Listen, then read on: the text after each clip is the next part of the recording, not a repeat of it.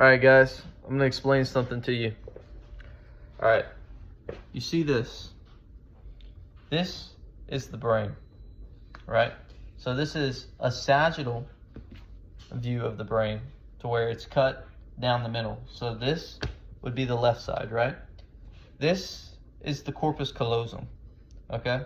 There's this guy, and it's a video on YouTube. It's called Severed Corpus Callosum.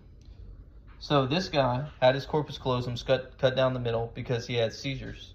So what seizures do is they basically make it to where there is an over reaction of neurons in your brain. So they cut it so that it wouldn't spread to the other side of the brain, so that it would be able to stop. So they cut this corpus callosum, which is a white matter tract of axons. So what they found is that the two sides of the brain, after that, they weren't communicating. But one thing you got to understand is that it's not the whole brain. It's actually just this outer layer right here. So the cortex, which is about 2 to 4 millimeters thick, so about that thick. It's really, really thin. It's in your brain. It's the outer layer.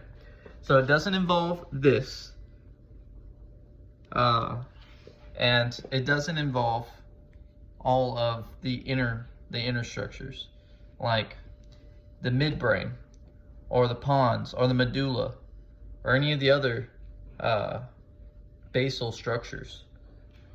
So what they found is that even though his two sides of his brain weren't communicating, he had this perception of himself that he was basically normal. You know, you ask him, he's like, yeah, I don't feel like I have two perceptions. You know, I don't feel like I have two consciousnesses. But if you did an experiment, when they did this experiment, where they basically split the two sides of the brain through a perceptual way by making them stare at a dot down the middle, so that one visual hemisphere didn't see the other visual hemisphere.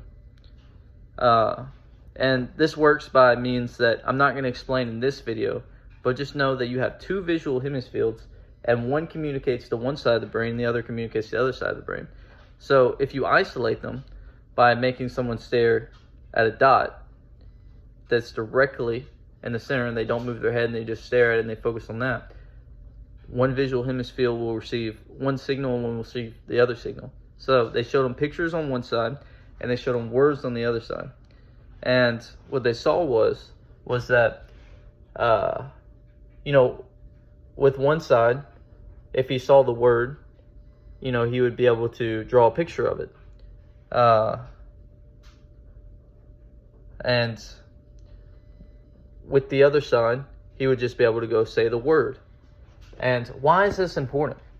Because it shows that not all the brain is based on purely internal cues, but also access cues of the external world. So that's how we need to start thinking of the brain. That a lot of the cues are based on external access cues and not just internal cues. So if I do something, it can basically send signals to other parts of my brain that this is going on. So this experiment, right, it only really applies with this specific experiment, whenever they make them look at the dot in the middle. And you can go look it up again. It's corpus callosum severed, and his name's Joe. It's really easy to go find on YouTube, and it's also really easy to understand once you watch it. So the reason why he didn't have this perception that he was split-brained, or that he had two different consciousnesses, is because obviously, and this is just common sense, obviously his visual hemispheres were not split up perceptually. And this may seem like a matter of insignificance, but really it's not. You got to think of it, right? From this, we can gather that the visual hemispheres are based on these structures right here, maybe this structure, but probably not based on all the research. And not the cortex. And this is really amazing, because this shows that you can use perception to understand how the brain works outside of any MRIs or other brain imaging techniques. You can use common sense and perception. And you can also use anecdotal case studies to basically understand how people think of things. And I know, I'm going to get a lot of flack for saying this, but use common sense, all right?